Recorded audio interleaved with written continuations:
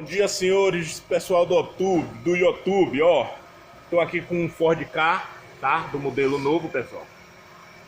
Me deu uma dor de cabeça esse carro.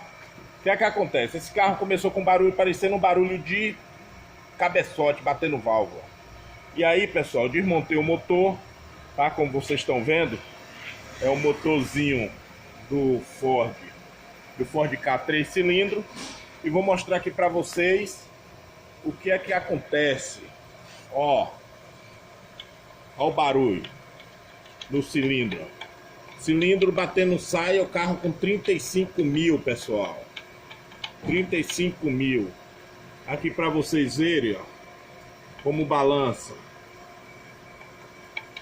Ó, isso aqui, pessoal, deu maior dor de cabeça para mim.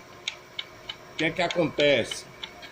Aqui vou ter que montar esse motor inteiro, que a gente vamos mandar para a concessionária que eles pediram para mandar esse carro para lá, rodando para eles fazer esse teste. O cilindro,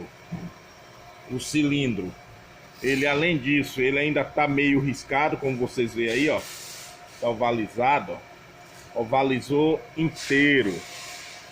Aí eu não sei o que dizer para vocês. Isso aqui ou combustível, uma deficiência do próprio motor, ou então dizem que é álcool, mas eu acredito que pode ter sido óleo, alguma coisa assim, tá, pessoal? Mas quando vocês ouvirem um barulho nesse cabeçote, vocês ficam ligeiros que é esse sintoma. Estão todos com folga, mas o do meio tá muito pior.